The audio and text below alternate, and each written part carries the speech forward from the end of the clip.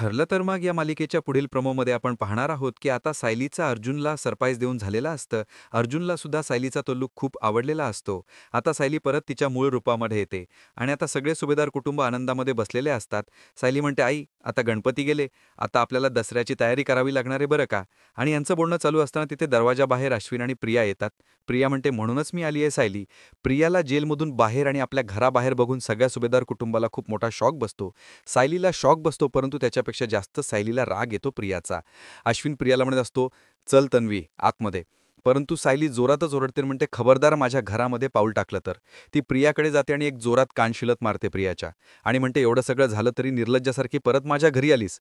प्रिया काही बोलणार तितक्या सायली म्हणते, "गप्पा बसायचं एकदम." अश्विन सायलीला म्हणतो, "ती माझी कायद्याने बायको आहे, तू तिला घराबाहेर काढू शकत नाही सायली वहिनी." परंतु सायली हातानेच अश्विनला गप्प राहण्याचा इशारा करते. प्रियाला खेचत सायली गेटच्या बाहेर ओढत ओढत आणत असते आणि तिला गेटच्या बाहेर ढकलून देते. अस्मिता आणि सगळे सुभेदार कुटुंबसुद्धा सायलीच्या मागे ठामपणे उभे असतात. अस्मिता आणि सायली प्रियाच्या आणि अश्विनच्या बॅगा बाहेर फेकून देतात. सायली म्हणते, "कायद्याने जरी तुझी सुटका केली असली तरी तुला मी या घरात अजिबात राहू देणार नाही." असा हा सायलीचा अपडेटेड व्हर्जन आपण उद्याच्या भागांमध्ये पाहणार आहोत. इथेच हा प्रोमो समाप्त झालेला आहे. भेटूया पुढील प्रोमोमध्ये. तोपर्यंत नमस्कार. तुम्ही पाहत रहा ठरलं तर मग.